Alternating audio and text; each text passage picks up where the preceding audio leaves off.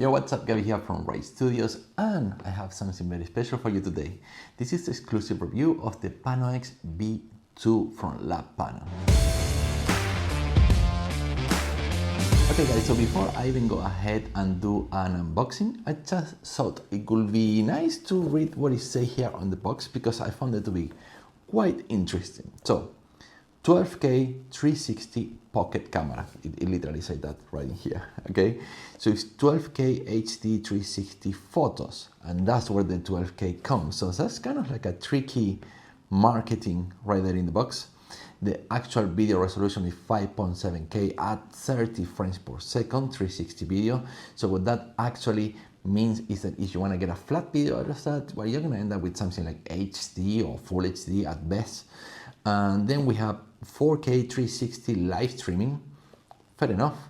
I'll never do live streaming, so I don't think I'm going to even testing that features in particular. Then you have 8K time lapse, and that's actually interesting. Then we have 360 active HDR. Nice. I love HDR, especially when it works well. In some situations it does, in some situations it doesn't, but yeah. And then we have social network live. Wonder what that is, I guess, something. One-click quick share, AI editing, cloud album, Android 10 OS. So the actual system on this camera is Android. It's basically like a phone, like a smartphone. So that's very interesting. And then we have a 3-inch touchscreen. So as far as 360 cameras go, that's a pretty big screen. And the other thing that is actually quite attractive about this camera is that we have a 1/2-inch sensor. Okay, now with that out of the way, let's do an unboxing.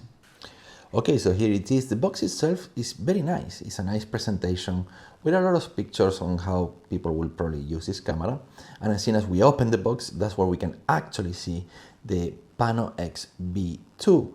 And as you can see, it is a slightly larger 360 camera. So it's slightly larger than my previous camera, that is the Insta360 X2. Now, we also have here another little box, and on it we're gonna find most of the documentation, such as guarantee, instruction manual, and safety guide. There is also a cleaning cloth, and you can see that the camera can very well protected, both lenses are covered. Now, there is another box, and on it, that's where we're gonna see the neoprene carrying bag and the Type-C cable.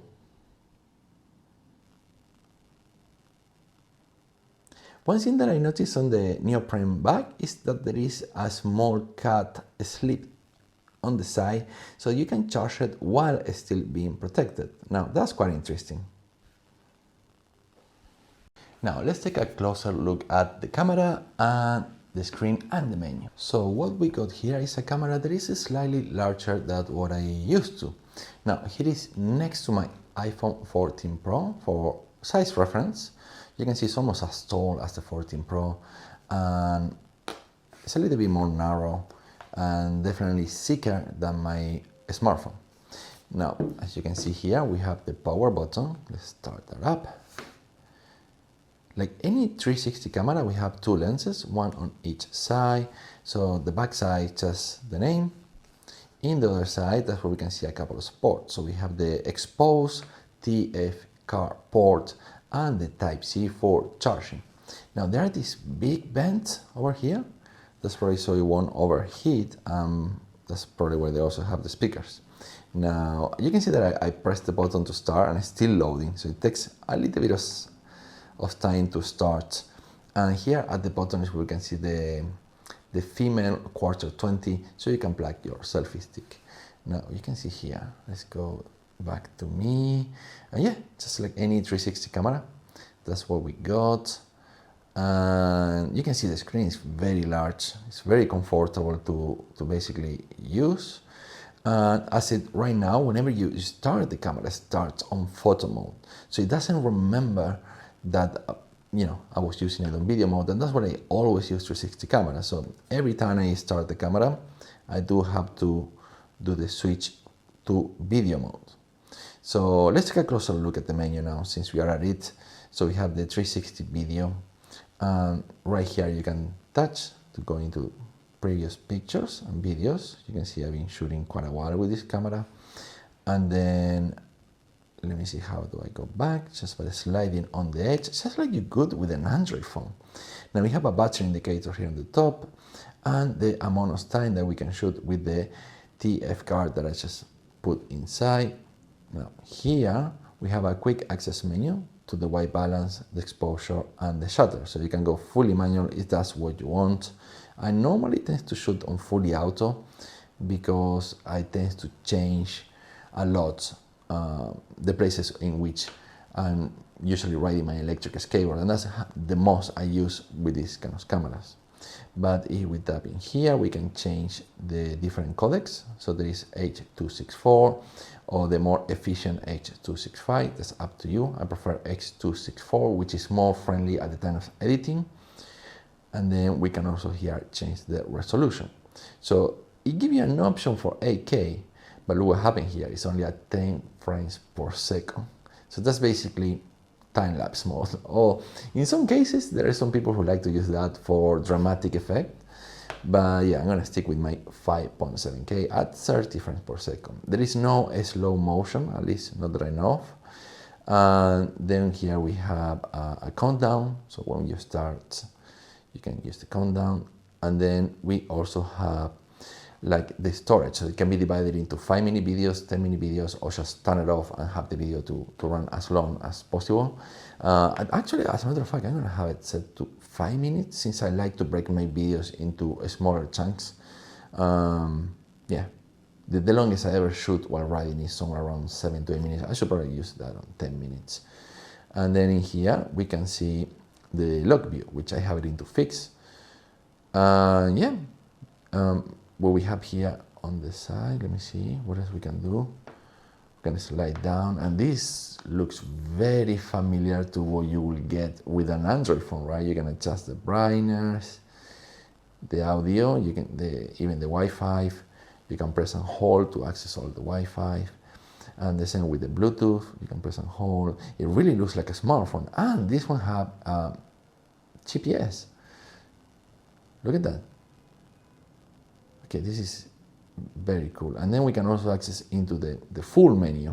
And now this really does looks like a smartphone. Look at that. Excellent menu. So it did take a little bit to load, but when it loads, it's pretty cool. Okay, how about the usability on this camera? As you can see, it's a little bit heavier and bigger than something like the Insta360 X2, and you can kind of feel that at the end of your invisible stick, but it isn't something that is a deal breaker. It's just a little bit heavier, and I handle it pretty well. To be honest, I tend to use this kind of camera a lot for my electric skateboard videos. To be honest, yeah, I didn't feel very stressed or tired or anything while holding this camera at the end of a stick. How about the image quality? And that's what actually really matters. So it looks pretty good, it looks sharp, and it handles relatively low light, which is the weakest point on most 360 cameras, low light. Yeah, it does very well. It has a lot of detail. I like the footage coming out of this camera, except for one thing. Dynamic range tends to be really weak. I was expecting that with a 1/2-inch sensor, it will have a slightly better dynamic range. So if you tend to be in places where there is a lot of contrast, there is some very bright highlights and some very dark shadows, this camera is not gonna do great. That being said, if you are in a situation in which, well, the lighting is not so crazy and all over the place, you're gonna get pretty good image quality out of this camera. To be honest, I can only compare it to cameras that I previously used. I try not to make it so much of a comparison because I'm probably gonna do a dedicated video comparing all my 360 cameras, which by now they're starting to piling up. I have a few. Yeah, when I compare with my previous camera, the Insta360 X2, it does seem to be a slightly better quality video with a little bit of sacrificing the dynamic range. Other than that, it's pretty good. There is also audio while shooting video. The audio sounds okay. Obviously, if there is a lot of wind, you're gonna hear that wind. Generally speaking, it doesn't overheat, probably because it has this huge bend, but because it has these bends and exposed TF car and exposed Type-C port. That means this is 100% non waterproof whatsoever. I wouldn't even take it on a rainy day. Everything is exposed, and yeah, you're gonna definitely damage the camera if you plan to ride or do any activities in any kind of condition in which there might be water involved. So yeah, be careful with that. Other than that, yeah, the camera is very good, it's solid, it feels also solidly built. Probably like any other 360 camera, if you fall, you're definitely gonna scratch the lens, so it doesn't matter how strongly built it is. But it's good to know that, yeah, it feels good, feels like very well put together. Like I say, still, if you drop it, all 360 cameras are the same. It's just lens on both sides. You're gonna scratch it, you're gonna break the lenses. So be careful with that. But yeah, overall, I like this camera.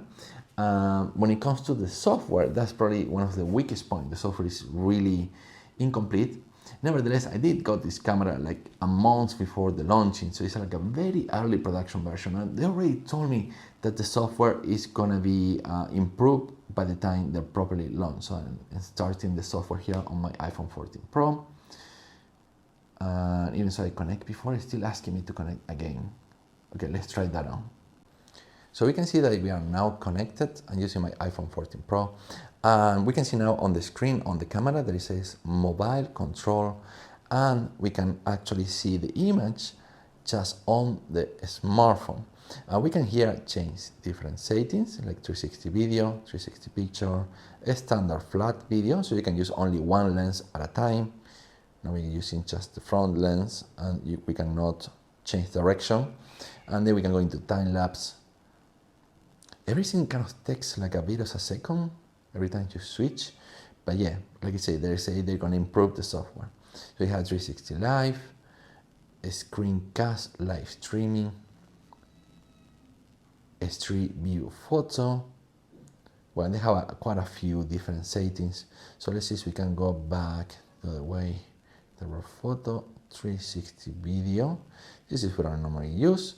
And here we can pop up the menu and get out of auto mode into fully manual, which is quite interesting. I like the way the menu looks. So we're gonna keep that yet again on auto. This is how I normally use it. We can also have like a quick start menu for the start live streaming. We're gonna turn that off. And here we can actually see the pictures and videos that we have already taken. So you can see here, I have a video in which I was shooting at the port. Basically, I can scroll back and forward, look around. So that's me kind of dressing casually for going sailing. Basically, we need to download the video so we can edit it. So now with the video already downloaded, we can access through the album, and then we can create key points. Same like you could with any other 360 camera. Here we are.